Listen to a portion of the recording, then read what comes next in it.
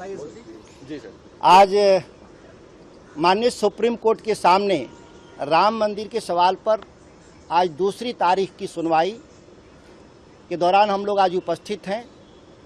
इस देश के लोगों की, करोड़ों लोगों की, 145 करोड़ लोगों की आस्थाओं के साथ जिस तरीके से खिलवाड़ किया गया, उनके आस्थाओं की चोरी की गई। केवल पैसे की चोरी नहीं मानता, वास्तविक रूप से आस्थाओं की चोरी है।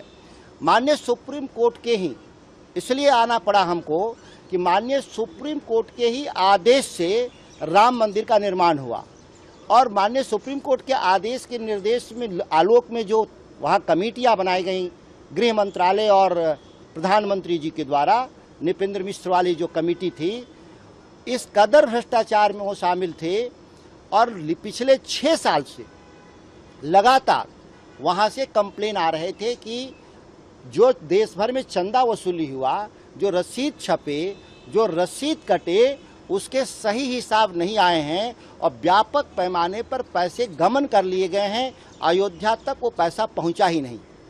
जो पैसा वहां पहुंचा, वो पैसे से जब निर्माण की पूरी प्रक्रिया चालू हुई तो मिट्टी से लेकर पत्थर तक के 2 गुने भाव में, यहाँ तक कि जो जमीन थी उसकी खरीद 8-8 गुना, 7-7 गुना ज़्यादा महंगी दर पर की गई।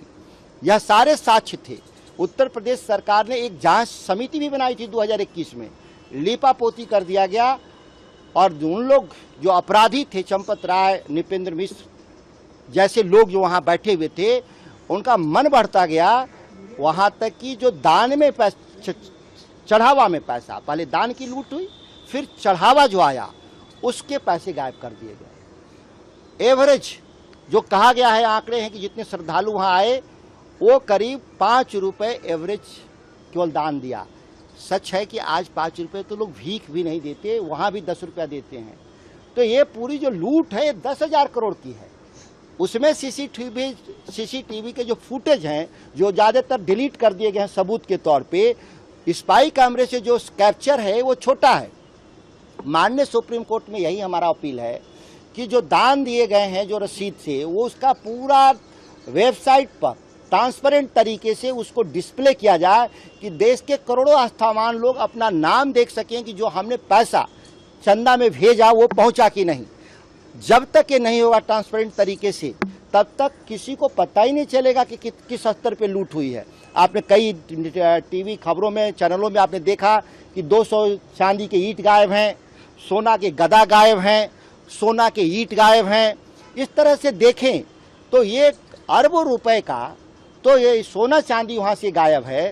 कैश पूरे अभियान में आप देखेंगे तो चंदा लोगों ने, जो गरीब लोग थे गांव में, उन्होंने अक्षत, फूल और नगद पैसा दिया था जिसकी रसीद नहीं कटी थी।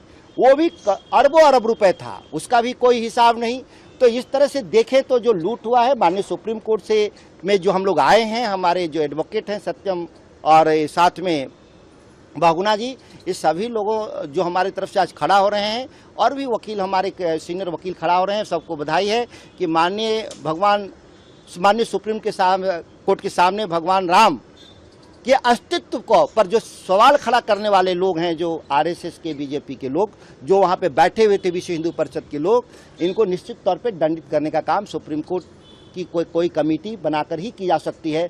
सरकारों पे भरोसा नहीं है इस मामले में। प्रभातखबर.com, विश्वास वही, रफ्तार नहीं।